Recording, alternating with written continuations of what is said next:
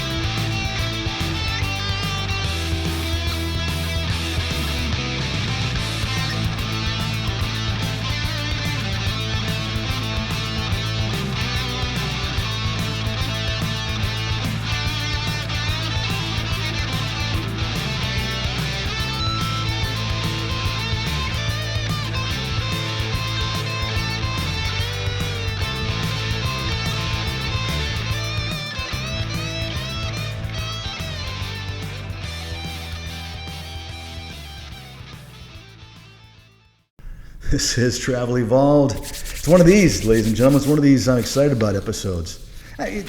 Listen, this is nothing new, but I want to really take a moment, and we talked about this when we created these episodes, to really go through and specifically talk about exactly what it is that makes agencies pay differently. And there's a number of reasons. We've talked about them a lot in different settings on Travel Evolved, but today we're really going to break it down and really give you the nuts and bolts of all the differences and why.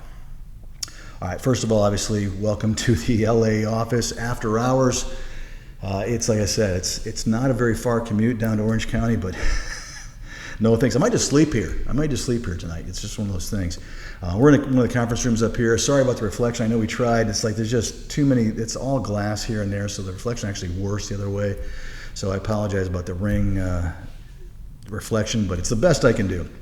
I'll go someplace else and do it, but they were cleaning and doing some other stuff, so maybe I'll go to our break room here. There's some really cool places to film episodes of Travel Evolved up here, and so I'll take full advantage of all of them. It's nice, but this is our one of our main conference rooms where we do spend a lot of time in here. We do a lot of work in here. We're writing on glass and doing that sort of thing instead of using marker boards, so that it's the way engineers and those kinds of people think, but we're getting a lot done. Very, very happy to be out here. For my company, we have some really great growth issues that we didn't anticipate. And it's a wonderful problem to have. I mean, again, I'm incredibly grateful that our concept has become incredibly popular, and that travelers are, I think even 3 years ago when we first created the idea, I don't think people were quite open to it because the pandemic was going on, as I mentioned before. It was kind of like, what do I need this for? I'm making all kinds of money, and it was just kind of almost a bad time, but it allowed us to kind of get in there. We had good things happen for us too when it came to those kinds of bill rates and that sort of thing. It allowed us to be where we are. So I'm grateful, but at the same token, it was kind of tough timing. But at any rate, we're fixing some things that are wonderful problems to have. I'm so grateful to be having the issues, especially now when things are tough. And again, we've talked a lot about that. So I'm really, really grateful for where we are, and I'm extremely grateful for those of you travelers that have figured out how to do what it is that we do. Just a wonderful and crazy time to be involved in healthcare traveler. And like I said, I really am grateful. This is so much fun, and it's a great, I don't know, it's a unique, for me personally, it's a unique wrinkle. I've never had to deal with how do we handle a company growing quick. And I'm so grateful for all of you travelers out there that have really appreciated the new concept. Because like I said a few seconds ago, I never really finished my thought. Shocker, is that I think we were a little early out of the gun. I still think we are. I don't think people are really truly ready yet for a recruiterless app. I see it every day, but many people are, and more statistically, every single day, we're getting more and more downloads, more and more interest. It just happens to be at a time when there's not as many positions, but it's showing me that travelers are finally going, wait a second. Pay does matter. Gross pay differences with agencies does make a huge difference, especially now when things are so tight. So Thank you guys for joining. Thank you guys for watching. Thank you guys for subscribing. Join us on TikTok at NextGen just at NextGen. At NextGen. Join us there. We want to go live. Join our Facebook group, Travel Evolve. We're going live every single Monday at 8 o'clock Eastern, 5 o'clock Pacific time. Every Monday we're talking about episodes. We're going live and we're giving you guys some tidbits of information. So you don't have to always watch every one of these episodes, but we sure hope you do. All right. Let's talk about how is it that companies are going to have such a huge disparagement in what they're offering gross from one company to the other. I mean, it's to the point now where, and a lot of this episode I want to focus on some things you guys may not think about. A lot of travelers talk about, well, it's only $50 a week. We're going to go through some numbers. Most travelers don't actually do the math and see what that comes to. We're going to talk about what that looks like today. And obviously the jobs that are higher than that, and many of them are, depending upon your company's margin, depending upon why it is that they have a higher bill rate, maybe they've got a lower bill rate with some other companies, all the things that come to what it is that makes it so different agencies are paying significantly different gross weeklies for the exact same position, and oftentimes, more often than not, at the exact same bill rate. So why is it? The first thing I want to discuss openly, and again, there's going to be a lot of things that I want to kind of qualify on today's episode. In 23 years of me doing this, 23 plus years, 23 and a half, more than a half now, I'm like an old guy. I always want to talk about how long I've been doing this. I've never seen a period of time where the bill rate is fluctuating literally week to week like it has been over the last few years. Obviously, during the pandemic, the bill rates had to keep going up because they had to keep competing. I mean, the hospital literally in the same city was trying to keep up with the Joneses by making sure their bill rate was comparable to what the other system across town or across the country, across the state was offering. So we saw literally where a job could be posted somewhere or an agency could be offering a job. Literally the next day, the bill rate went up by $20. And another company would be offering them higher pay, which made it look like that company's pay way more, or this company sucks, so they weren't paying as much. To qualify this, there was a lot of that going on when the pandemic was approaching full bloom, and definitely when it started going the other way, where the rates were shrinking. People would say, you know, this agency is paying crazy amounts of money. Come to find out that bill rate was a week old, and they'd reposted it or whatever, and the recruiter hadn't caught up, or they still had a meme out there on a Facebook page group, which is why they're so worthless, because they literally change all the time. And even now, their hospitals today, and this is again being filmed in early July, so probably mid-July it'll be posted. Hospitals are really struggling with that fine line between what can we offer bill-wise in order to get the fulfillment that we're looking for and the variety and the number of candidates that we're looking for without stretching our budget. And they're doing that every single day. So even right now, I'm seeing daily jobs being canceled and then being reopened at a higher or lower rate. And it's all over the place. So to compare two different agencies right now is more difficult than it's ever been. A few years back, you could sit there and easily say who's paying the highest, who's paying the lowest. But I want to qualify that because even now, there are still many systems that are just, the people that are pushing the pencils at the facility, and again, they're doing the best that they can to try to get you guys at the lowest rate possible. So they also don't want the job to sit there that long because that manager of that unit or that department, if you're imaging or whatever it is, they're screaming for help because they need that help. So they're trying to, how do I fulfill without having to, throw in so much money that I'm going to, regret it when my budget's out at the end of the year, or I'm going to get in trouble from, my superiors. They're doing everything they can to try to do the best job they can for everybody. It's hard. I mean, I don't envy them their position, but because of that, the rates still are fluctuating all over the place. I've had vendors that have entire regions of the country said, here's what we're paying for these specialties. And they list the specialties off. And it's like, oh my gosh, that was ridiculously low. And then lo and behold, a couple weeks later, like, hey, we changed our mind. Now that rate's going to be here because they weren't getting the fulfillment. So I will say right now, it is a little more difficult, a little more cloudy for you guys to truly be able to tell who is paying higher and who's paying lower. So you have to kind of look at the job when it was posted and consistency over time. Let's just say you are an L&D nurse.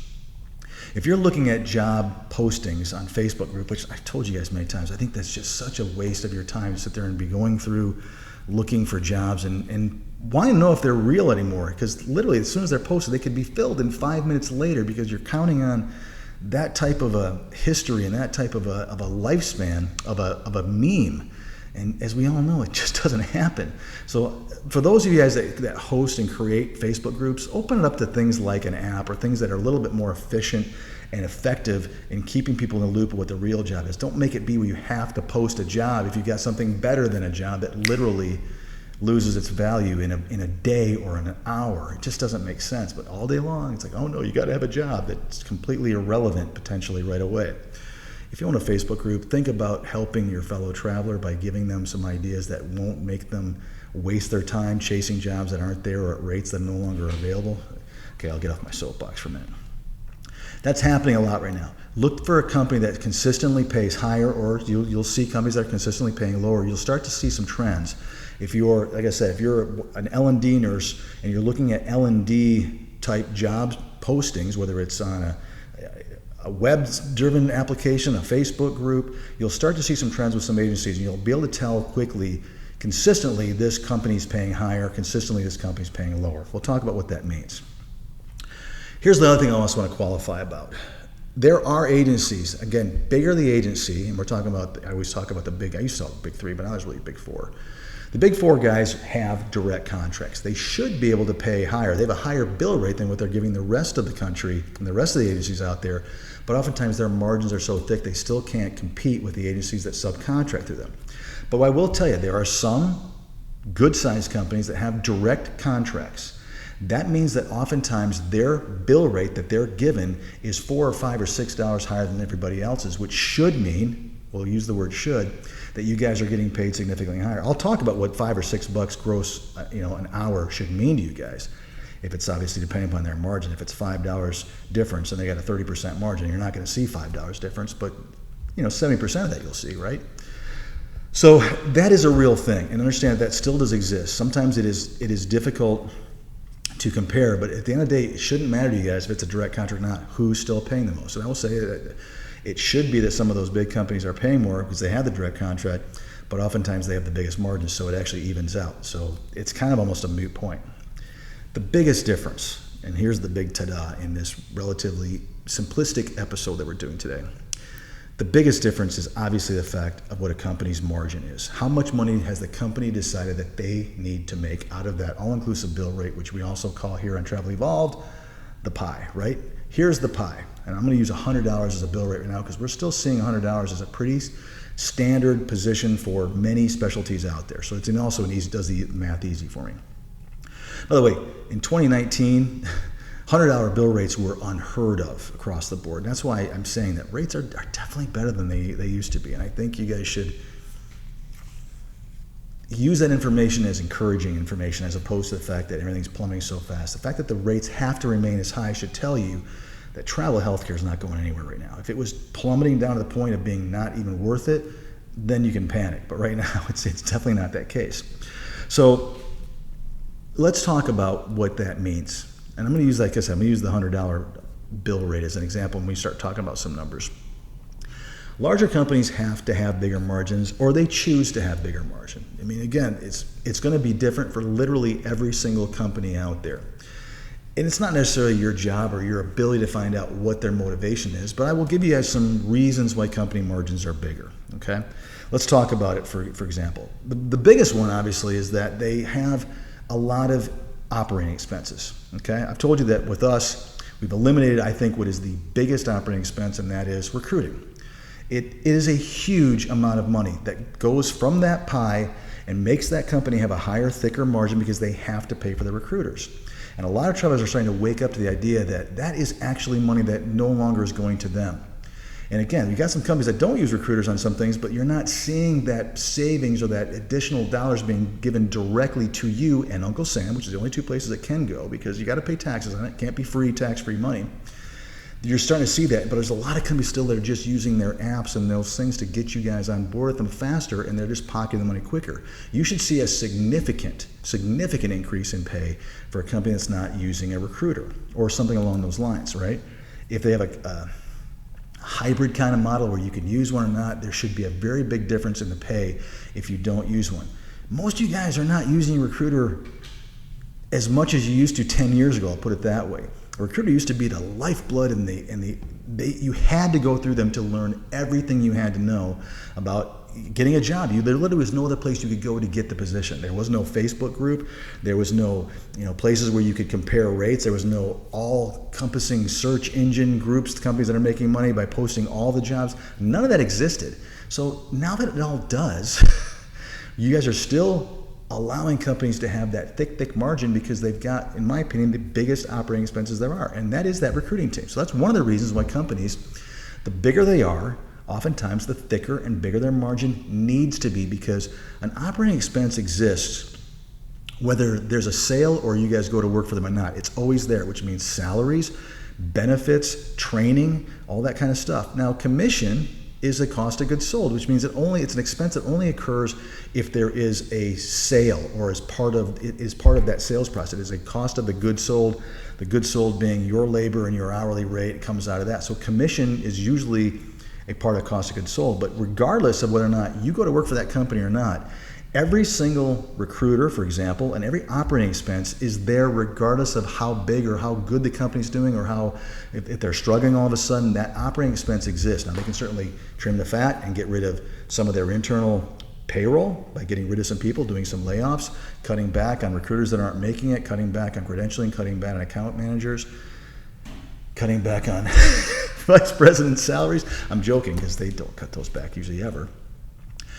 It's hard for them to cut back on a lot of their operating expenses. Let's talk about some other things. Let's talk about their office itself. Most companies, as time goes by, there are a few companies that have gotten smart, and they've leveraged a lot of the at-home and work-from-home kind of policies. But most companies still, as they get bigger, and I know this from firsthand experience, you've got to have a bigger office space to house more and more internal recruiters, which has always typically been the most successful model. Yes, there are some remote recruiters that do very, very well, but overwhelmingly, if you look at successful companies, most of them have recruiting teams that are right there, because that's how they learn. They get that synergy by learning from other people, where two people are almost like the ability to have three, because you're learning from each other. That's synergy, and it works really well. And it works in our industry. You learn from hearing a cubicle next to you what he or she's saying. You get better, and you get to become a better salesperson. You grow faster. Hopefully that means that you get to be a better recruiter, but it does mean you're also better at selling travelers, that when you learn what other people are saying, oh, that's a good one, I never thought about that. Keeping people from canceling, keeping people from looking anywhere else besides their company for the same job at a higher margin, all that kind of stuff. It's part of it. So as you grow as a business, you oftentimes need to expand. When's the last time you saw a company? I've seen a bunch of these in the last 5 years where companies, hey, look at us.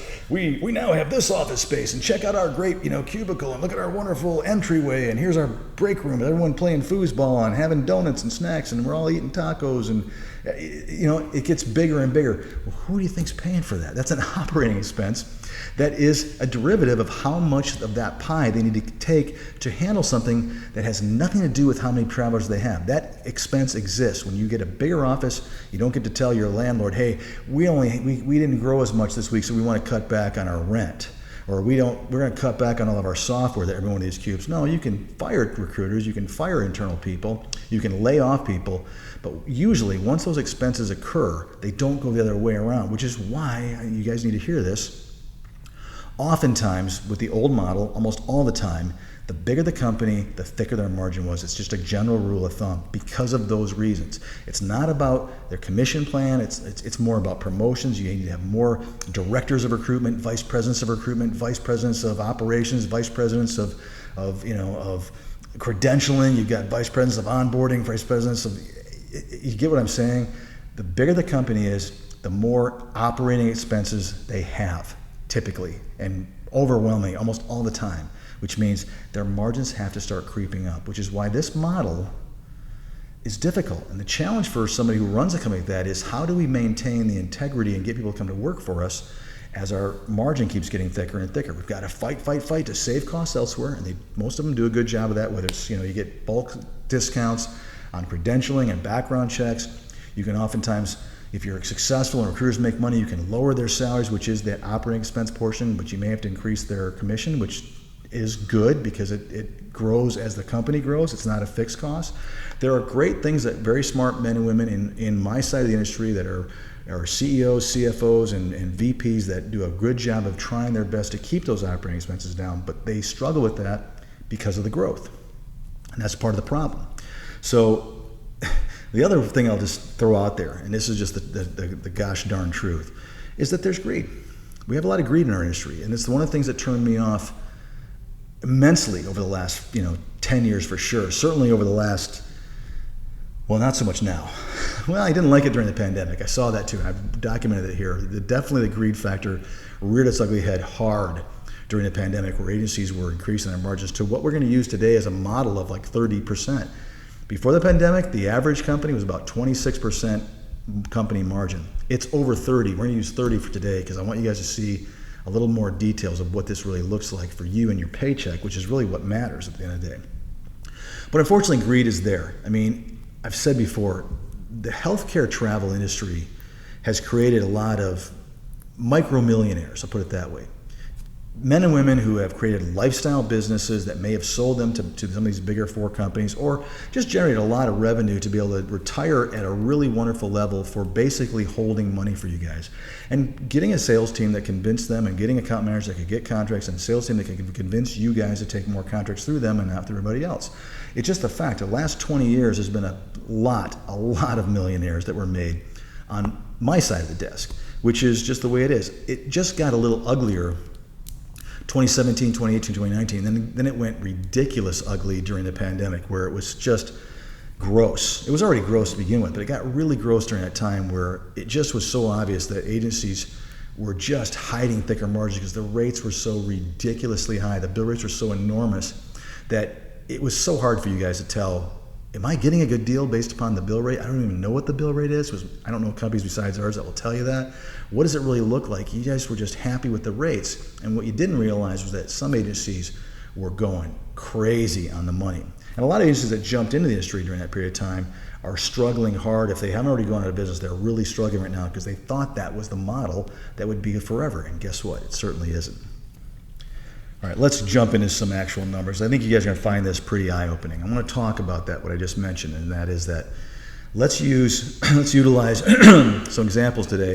I'm going to use a $100 bill rate, and I want to use that 30% margin. I want to show you guys some things. And first I want to talk about the difference between a 29% margin and a 30% margin. Let's talk about 1%.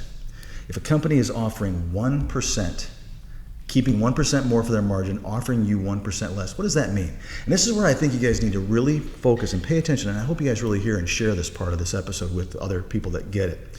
Because what I see every day is travelers kind of saying it's not a big deal that an agency doesn't pay slightly more. And let me show you what that means. Let's talk about the minimum, 1%. Obviously, we're talking about, on a $100 bill rate, 1% would be $1. Makes my life really, really simple, right? So we're talking about either $36 a week for those of you that are on 12-hour shifts, or $40 a week for those of you that are on 5/8s, right? Or 4/10s. We're not talking about a huge amount of money. We're talking about if you take that $36 a week, multiply it by 52, it's $1,872. Only $1,872 difference. Obviously, if you're a 40-hour work week person, and again, we're talking about minimum hours. If you multiply $40 a week times 52 weeks, which again, you have to be working every week, which most of you guys hopefully don't have to do, we're talking about $2,080. It really isn't a lot. Again, I think most people could say, for $2,000 a year on 1% difference in the company, I could probably walk away from company whatever and go with the company that I know, or the company that had a better salesperson, or for whatever reason, I can understand how that wouldn't be that big of a deal. It's 1%, which is, again, I told you guys, we actually dropped our margin by another % here on the 4th of July, which is wonderful. So it's not a huge amount of money, but it's important that we stayed up with that, right? I think it's incredibly important that you continue to lower your margins to show people that this, as our company grows, and we're able to do it because of the size of our company, that we're going to continue to lower our margin, because I think we need to play a less and less bigger part of that pie because the technology takes over, but I digress. So we're not talking about a huge amount of money, right? Most companies, I told you already, are at a 30% margin. I've already told you we're at 17%, but let's just pretend there's a company out there that's at 20%. I want to walk you guys through what that 10% difference It's humongous. You guys are going to be shocked because I'm sure there are a couple of companies out there that are trying to do a 20% deal. But this is the numbers you should see the difference in. And if you don't see it, they're not at 20%. So let's start off with that. But let's pretend that there are a couple of companies out there that are really trying to swing for the fences and have figured out, like we have, some ways to keep those operating expenses lower, and they've offered you guys 20%, which we're still going to beat. Got to get it in anyway, right? So on a 20% margin, again, I want to walk you through this. If you are looking at, and I'll tell you what I'll do. I did the numbers differently. Let me just do it this way. Let me compare you guys with a 30% company, and I'm going to do it. I'm going to talk about mine. Let's say we're at a 17%, because I did the math for that. I just want to show you the difference between what we're offering on a $100 bill rate compared to an average company. By the way, there are companies that are have margins much higher than 30%. But I do think 30% is right about the average right now. And again, I think that shifts and changes, but that's pretty close, and I can back that up. Let's compare that to a 17% margin like we're at right now currently. So here's what we're talking about. This is why I think it makes such a big difference. You'd be talking about $468 a week for a 36-hour-a-week person, or $520 a week for a person who's working 40 hours. That's a pretty, now again, it's gross, so it's all taxable. Every bit of that's taxable, which means it's not going to be that kind of a difference in your net paycheck. But we're talking about $486 to $520 a week on 17% different in margin. Now that is significant. And I think most of the jobs you're going to see are going to fall somewhere in between those two. And again, you're going to see companies that are at 24% comparing to companies at 30%. This is why it makes such a difference. But let me share with you what that difference between like Next Gen Med Staff and the average company is. I'm going to throw it out there. I'd be crazy not to, right? Here's what it looks like yearly. For somebody who is on a 36-hour work week, we're talking about, you multiply that 468 by 52 weeks, $24,336 a year difference. If you're at a 40-hour work week, you're talking about $27,040 a year difference. Same job, two different companies. One that's at a 30% margin, one that's at a 17% margin. We're talking about minimum hours too. This has nothing to do with anything between 36 and 40, which should be paid higher. Go back and please listen to that episode, hours 36 to 40. That's going to increase that number even higher. We're not talking about any kind of overtime or holiday pay, which is usually based upon true time and a half of your full compensation, not just the taxable portion. You're easily talking about $30,000 to $35,000 a year difference between working for two different companies for the exact same position. What you guys are seeing is probably positions that are in between. I don't care if you're working for my company or not. Let's throw that out there. Now I use that really big example. You're going to see jobs that are $100 difference between two companies. And I'm just saying, I don't care who they are. They might even be me. You might see $200. The more that disparagement exists, I want you guys to understand this is going to be a more and more significant part of what you're going to see with your annual income. It can be anywhere from literally a couple grand a year to close to 30 grand a year, depending upon the differences in that margin between those two companies. It is nothing to chuckle at. And when you see someone saying, I don't care, it's only $150 a week, do the math. Take 100. I don't have a calculator with me. I should usually do. Take $150 and multiply that by 52 weeks out of the year, and understand that is the minimum. If you just work either 36 or 40, whatever that quote is about, it's significant. We're talking about $10,000, $15,000. If you're willing to literally work for a company that pays $15,000 less a year alongside of somebody that's making that much more money for you doing the exact same job, if you think you're worth anything, this is where, ladies and gentlemen, I believe you guys are absolutely going to change the industry. We couldn't have done this. And I'm not just talking about Next Gen Med Staff. Sorry, you got some in the parking lot revving their IROC. Remember the IROCs? Sorry, it just felt like it was an IROC kind of rev. The companies are trying to figure this stuff out for sure. You guys can change this. There are companies that you're going to have to say, I'm not going to work for you anymore. This is where I think right now the big companies have a pretty good situation going currently in summer of 2023. They've got jobs they're not sharing with anybody else. The scary thing is going to be if they can continue to do that, then they're going to start to monopolize the industry at lower rates, and this whole thing could be a different deal than what we're talking about. I don't think they're going to be able to, and so far they haven't been. As they move their rates to other people, they're going to start getting, the travelers are going to start getting paid more, and you guys will stop utilizing them, and pretty soon they're going to lose those contracts. The bigger companies that are subcontracting, they're already in trouble. Already, if you are seeing, I don't care if it's $100 a year, you want to take $5,000, which would be probably close to overtime, 3640, you're probably talking more like $8,000 or $9,000 a year. Do you want to really take $9,000 less because the company had a great salesperson over somebody that maybe has a recruiting model that maybe just pays more, or something that's completely different. This is where you guys start to change the industry. And I think whether you want to or not, inevitably, the overwhelming majority of the mean or median traveler out there, they're going to start migrating towards companies that pay more.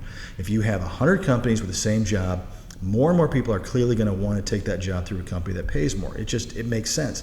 Over time, it's going to happen. And this is why it's important that you guys start paying attention to this stuff, because I just think the industry's changed so much. You guys are in so much control over your own credentialing, your own extensions, finding your own positions, telling your recruiter, hey, there's a position over here being advertised, can you get that for me? And you're doing your own work anyway.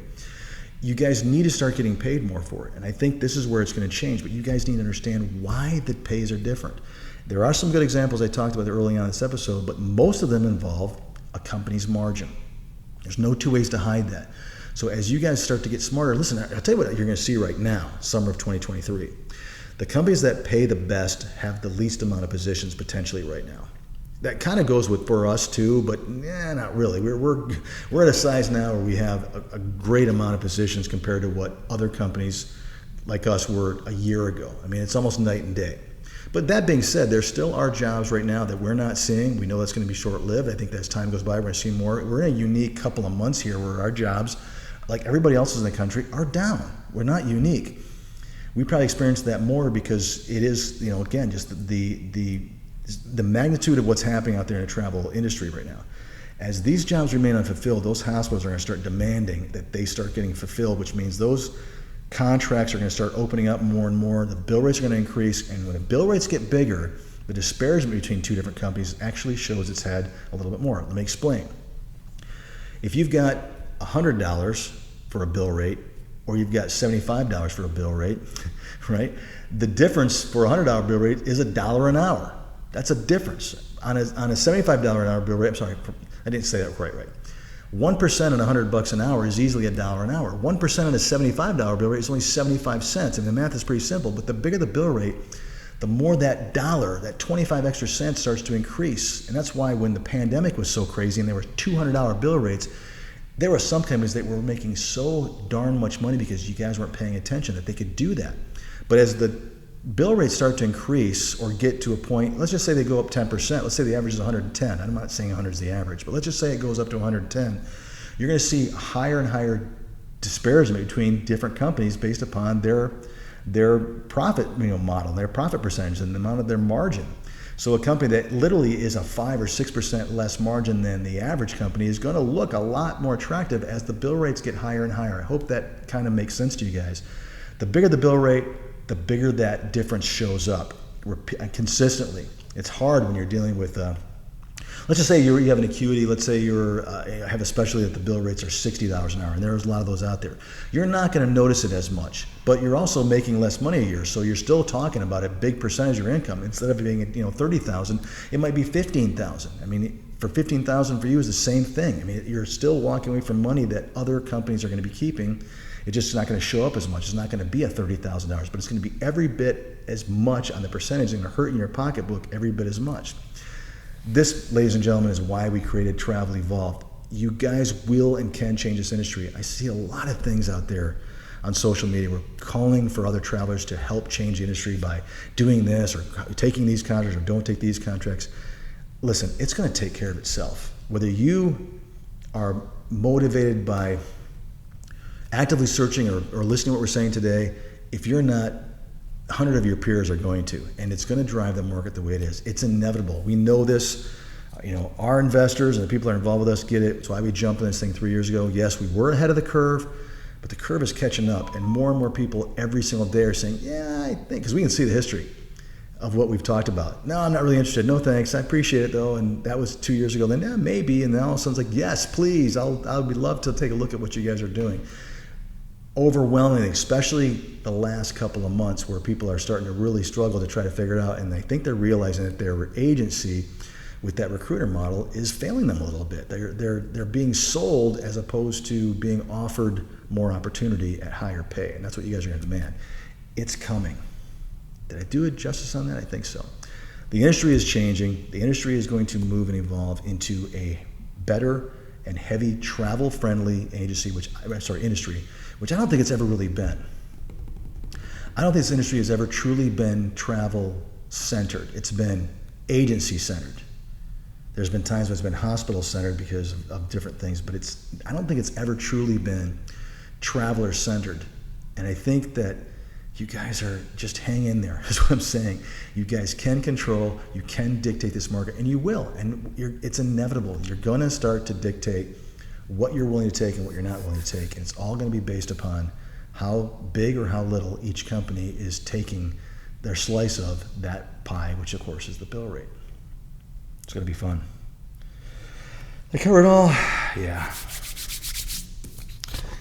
What's the last thing I said? Travelers are still making agencies rich. It's not a partnership. I guess that's the last thing. It's moving towards a partnership. You guys need companies that partner with you, that help you make as much money as you can, that take a reasonable amount of that pie in order to float that payroll while they're waiting to get paid.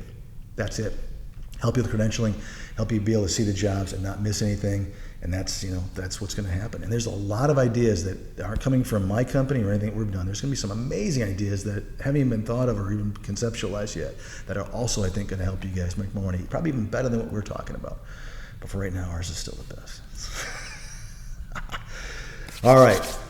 I think it's time for me to it's dark enough now, I won't tell you what time it is, but it is definitely a better time for me to make my way down to the other county south. I think my drive will actually be about the time that it should take, not double the time, because traffic is down. That's why I wait around. Guys, I appreciate it. Have a great rest of your night, and I appreciate you guys listening to us. Thanks for subscribing. We'll catch you next time on Travel Evolved.